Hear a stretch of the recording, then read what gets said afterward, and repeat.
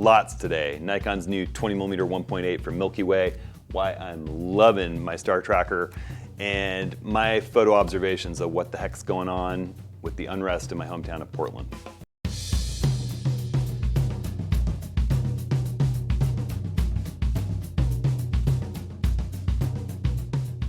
Well, hey everybody, it's Hudson. I just want everyone to know there's a scrubber line in the YouTube video where you can just jump to which chapter you want. They're labeled. It's kind of a new feature we're doing. As well as if you click the video's description or show more, depending on your platform, there's a clickable index like table contents to go through and watch the portion of the video that you're most interested in, or rewatch something you'd like to see again. I've been playing with a whole ton of new gear, not just the star tracker and 20mm 1.8 with stars that I'm going to talk about in this video. I've got a new ultra tall tripod that's much more affordable than the Gitzo that I've been using, as well as a new leveling system for that. The whole thing is about a pound lighter and significantly less expensive, and I'm digging it. I actually think it may be higher quality. That's going to be coming really, really soon, so there's a little tease for some future content. And I've also just got a little word for the people that are part of the ON1 Plus community. Stick around or scrub to the end of this video. I got a little announcement about something special with the photo critiques for the month of August. It's a little bit more of a contest. There's some cool stuff. I'm teaming up with my good friends at F-Stop to give some awards and prizes to the most deserving images, and the submission period's gonna be a little longer. I'll talk about that a little bit more at the end. So in this video, I want to once again thank everyone for sending me emails with questions and requests for future content, and for commenting on the YouTube channel. You as a community watching this series of videos really drives the content that I talk about. It's a conversation about all things photographic, and your input is just critical. So I've had a lot of questions from people that have been watching the videos and connecting with me, asking, I see this crazy video footage of what's happening in Portland, Oregon. I know you and your family are there.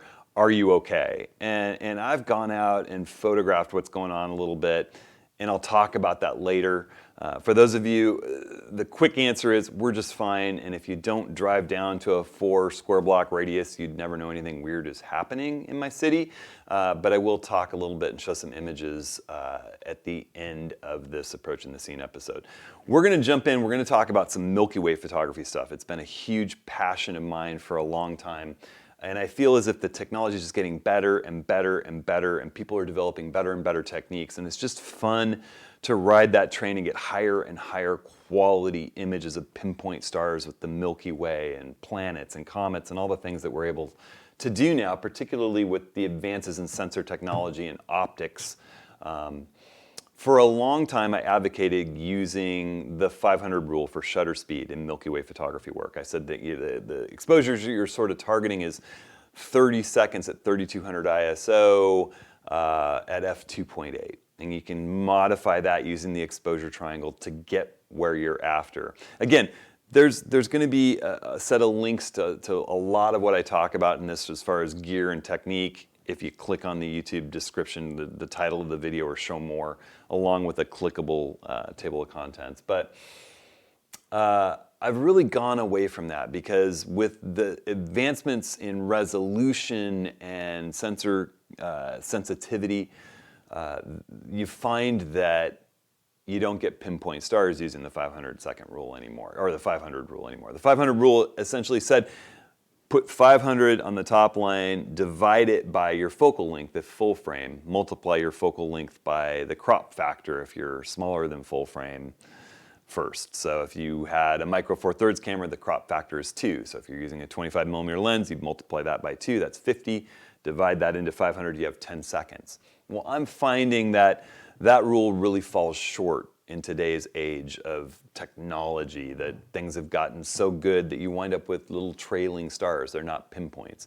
And there's a new set of rules, the MPF rule. You can look that up online. PhotoPills has a pinpoint star section within it now, where you can enter your camera body and focal length, and it'll tell you what the proper MPF rule is at all the different apertures you might use. And that's led me to be using shorter and shorter shutter speeds to do things like star stacking, where you take multiple images at really high ISO at a faster shutter speed and then blend them to get rid of the noise. And it's led me to invest in this Ioptron star tracker. And I'll put a link to what I'm using for a star tracker in the video description.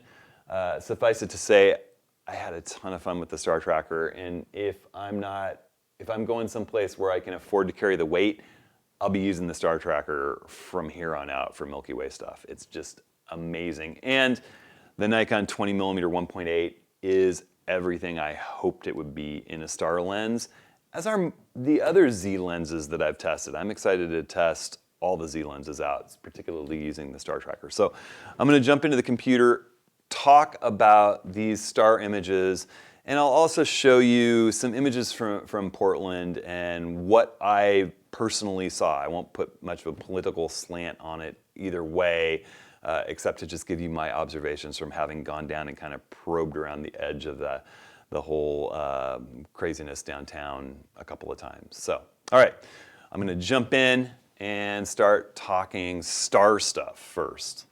All right, and if you guys hear my air conditioner kicking in the background, it's just one of those 100+ degree days here in Portland, one of those rarities, and we Oregonians aren't wired for it, so forgive me, I really can't turn the AC off in my upstairs studio. All right, so here is an example of what I'm kind of talking about. Let's look in here. This is my 14 to 24 2.8, my star lens of star lenses for years, and Bear's Ears a couple of years ago. And I'm using that 500 rule, and I've got a lot of noise. I'm shooting it at 3200 ISO, f2.8 for 20 seconds at 17 millimeters. And those are not pinpoint stars, and there's a ton of noise. You look at it at an Instagram level or social media level or just on the screen, it looks fantastic. But if you go and try to print it, it'll really fall short. You'll notice those inconsistencies. And you know, I love the older Nikon 20mm 1.8 as a Sunstar lens, and I was excited to start trying that out in the field as a lightweight star lens. But when I started using it, this is a shot from Death Valley in a workshop last year, actually, or early last year in the wintertime. And the problem with it is, you know, it does a nice job in the center of the image, but I'm going to show you an enlargement of this side over here. This is what we call coma. You have bright stars that appear to grow little wings out of them. It's a special kind of chromatic aberration. Not only that, there's also just some chromatic aberration, some purple fringing happening around brighter stars even closer in the image, but the coma is just kind of unbearable.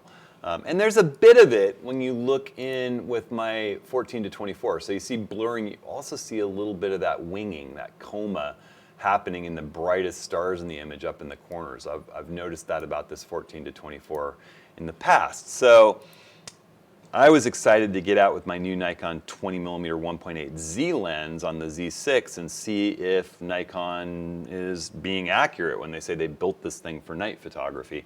And my family and I went out to this really beautiful campground, Cottonwood Canyon on the John Day River. There's hardly anybody out there. We had a really, really nice time. And I thought, you know, as long as I'm out there, let's do a little Milky Way photography. And it's funny, as I set up and started honing in on the Milky Way, this is an early shot with the Z6, I noticed there's this weird kind of backglow. I thought, is that light pollution? But it wasn't. It was actually Jupiter followed by Saturn rising over the hillside, which is just super cool. So here we've got the 15-second 20mm 3200 Nikon Z6 shot. And you can see the Z6, there's noise. It's not bad for an unprocessed image. I think there's a satellite moving through there. The center has beautiful pinpoint stars.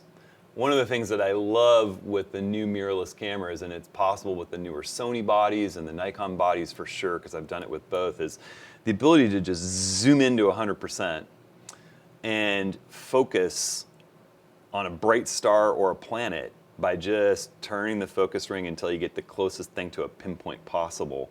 You go back and forth a little bit and boom, you can actually focus on stars and planets with the new electronic viewfinders in a way that there was no possible way to do optically before. You'd need to set infinity in advance and then keep it locked in for your night shoot. So you can see I'm pretty impressed right off the bat. I'm not seeing any coma in the brightest stars in the image in the very corners, and we're getting nice pinpoints.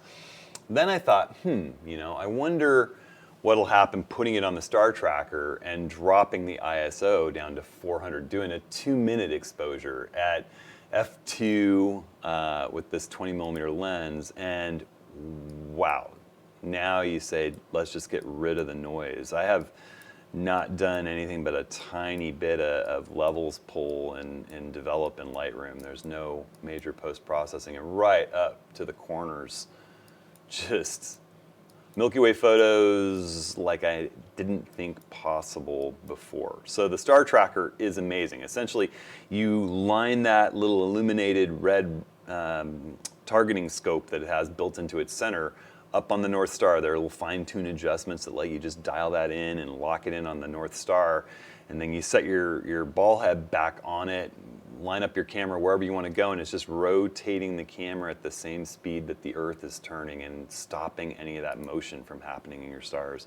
So, I took a look at that and I thought, I wonder how the Z7 will handle that. So I shot one shot with the Z7 at 3200 ISO for 25 seconds at 20mm on the star tracker to give you kind of an approximation of how much noise you would get in a Z7 image. I don't have the star trails because I'm using the tracker here, so it's got pinpoints, and that 20mm, as you can see, is just stellar for pinpoint stars and lack of chromatic aberration. It's amazing. But you've got a lot of noise at 3200 ISO with the Nikon Z7, even for a well-exposed image. Now let's change the settings with what's possible with the star tracker, and we've got twice the resolution here as the Z6, but we're shooting at 400 ISO, f1.8, 123 seconds. Let this resolve. It's loading in a full-size preview here. There it is. Wow. So now, all of a sudden, I'm not as worried about using the Z6 versus the Z7 for Milky Way photography, and this 20mm 1.8 holds up just amazingly, even at that resolution. Maybe a slight bit of softness at the very extreme corners at f1, but that's wide open at f1.8. Pretty darn impressive. So I'm excited to do more. I will definitely be putting out some ATS lessons and maybe a little course on using a star tracker to get pinpoint Milky Way. And I'll put a link to my iOptron setup. I have a different base for it that I like a little bit better. Now, I thought, just out of curiosity, I've been using a Rokinon 14mm SP 2.4 lens that is a little lighter and has a little less chromatic aberration than the Nikon 14-24, and I put that on the camera using the same settings. So we got exactly the same, well, a little bit narrower aperture since I don't have f1.8, but a wider focal length, 14mm. It's fixed, ISO 400, 2-minute exposure, and I just wanted to see how it performed in comparison. Obviously, there's not as much exposure because it's not as wide open. But you can see the center's pretty good. I think the Nikon's a little bit better, but when you go up into the corners, I'm starting to see coma. Now this is significantly better than the coma with the old Nikon 21.8 or the old 14-24 2.8. It's really limited to the corners and it's minor, but still, I think I'll probably get rid of that lens. The other interesting thing is, I have noticed that my Nikon 14-30mm lens has a tremendous ability to do night sky photography, except that it's f4, so you can't use a very long, shutter speed. So, you would need a really long shutter speed to get the exposure that you're after. So this is actually from, let's see, what year? This is last year, Cannon Beach workshop, going out at night at Haystack Rock here on the Oregon coast with my workshop crew. And I took a series of 10 images at 3200 ISO, each one of them was 15 seconds. At f5, I found that there was almost no coma at f5 when I shot. And then I'm at 15 millimeters here, and you can see there's a little bit of star trailing because I'm at 15 seconds, but you can see that there's no coma or chromatic aberration to be concerned about at all here. So clearly Nikon is doing a tremendous job with its new Z glass with avoiding coma and chromatic aberration, even in its 14 to 30 f4. So pretty cool stuff. All right, I'll put a link to both those lenses in the star tracker in the video description. So I'm going to jump in and add in some photos from going down. I was just so curious because you look at one news source and it looks like rioting, you know, black-clad ninjas going after the federal building, and you look at another news source and you see lots of, you know, moms and dads lined up and veterans getting beaten by federal police. And so I just went down and I went a couple of nights and kind of probed around the perimeter of the protest. I wore a couple of masks to avoid getting sick and didn't get really into the midst of the throngs. I found some vantage points where I could be a little bit distanced around the edge or up high looking down. And I'll show you some of those images. So this is the federal courthouse in question. It's actually a beautiful courthouse. Back when I was a lawyer, I was admitted to the bar there and spent time inside of it. These are the vast majority of the people that I saw on the streets. They're your typical kind of Portland, politically progressive folk who are just upset about police brutality and federal overreach. As I walked around, 99% of the people I saw looked pretty much like this. This is a place where a veteran or one of the protesters had his skull fractured by a non-lethal projectile. There are a few people who are clearly here to stay late at night and mess with the fence and shoot fireworks at the building and draw out the federal presence with tear gas and crowd control measures, and you know they're interspersed through the crowd. But I'm telling you, what I saw. Thousands of people. And I know that, you know, from living here in the city, everything had been sort of settling down before the federal presence arrived. And now each night it has been growing and gaining intensity. You can see the fence that they've put up down here around the courthouse. I went in just carrying my Nikon Z6, which is so good in low light, with my 50mm 1.8 lens and a little GoPro to get a bit of video. And you know, there they are at the fence. Now, you know, if I'm just a pragmatist and a relatively, you know, I probably lean a bit left, but I'm moderate, and I would love to see the people that are messing with the fence and shooting fireworks and graffiti at the building to stop. I think it's a very minor component of this crowd. But I'd also like to see the federal presence drawn down, because I think that if whichever one happens first, the other's going to de-escalate. And the thing that worried me watching this, there was one night where I was headed home, and I did witness it was about 11 o'clock at night, and I witnessed the Homeland Security troops come out. And it seemed as if they were in pairs, and one has an M16 or an AR-15, and the other has a crowd control non-lethal weapon. And the people with the machine guns are spinning in circles, and they're surrounded by shadowy figures with cell phones filming them, reporters, just people on the streets. And then in front of them is this massive throng of people. A lot of the front lines, whenever they come out, are always mothers in yellow shirts with dads in orange shirts behind them. And now I've heard that veterans like myself have joined with white shirts.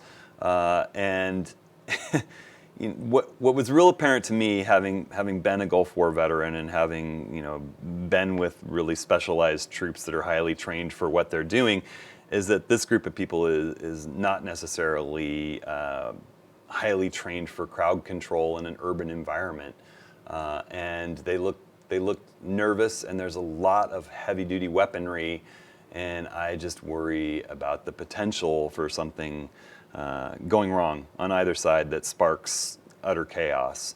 So just, again, here in Portland, my family's completely safe. I'm staying out of this whole thing.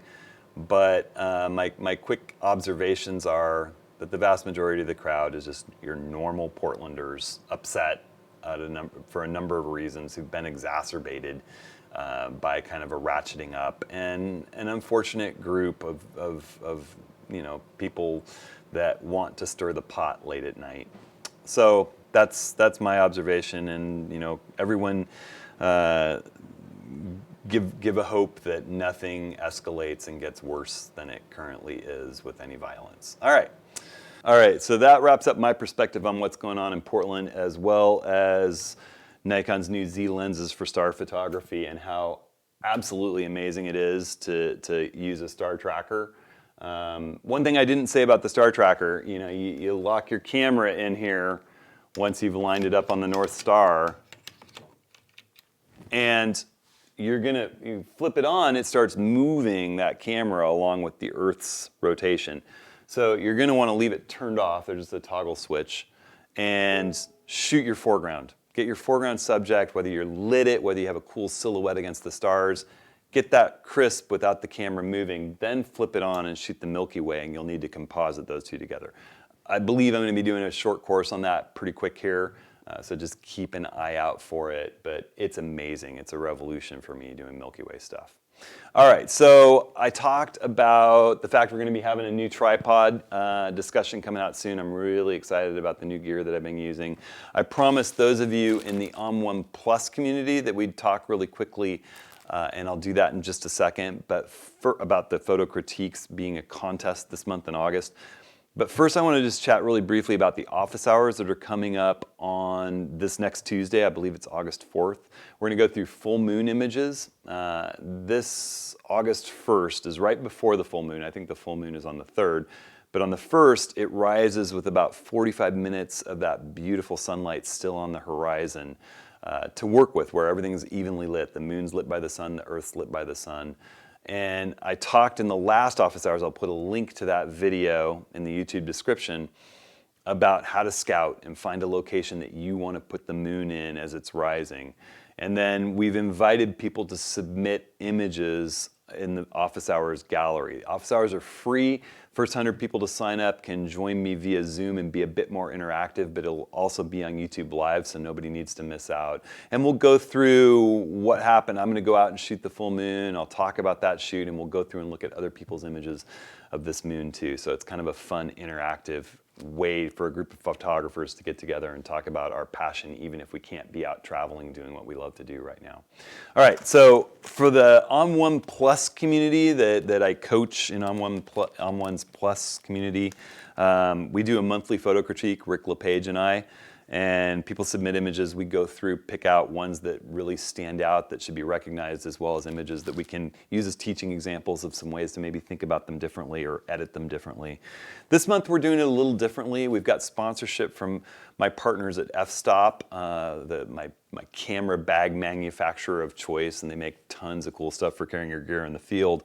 They're going to be donating $75 gift certificates for their store to each of the winners, as well as one of these really nice coronavirus masks. They've diverted some of their bag production to mask making, and they make these really nice, high quality, washable face masks. So everybody will get a mask plus a $75 gift certificate to their store. We're going to leave the submission window open much longer. Most of the month of August you'll be able to submit, but we only want one image that showcases your skill both at capturing in the field and in post-production. And Rick and I'll go through and pick the top 3, and we'll do a video at the end of the month in August where we announce those winners, as well as showcase some of the amazing work that we see. So bring out your best stuff, share it, submit it, and we'll go through it. All right, so thanks again everybody who's been supporting this channel, both with your likes and your shares and your subscribing, but also with the comments in the YouTube channel and the emails to me, and the questions at the office hours as you submit your email address to join. And it's what really drives the content here. This Approaching the Scene series is really about all of you out there doing creative visioning work, and the community drives the content, and I just love this community. So thanks so much for being a part of it, and we'll see you next week. Stay safe out there.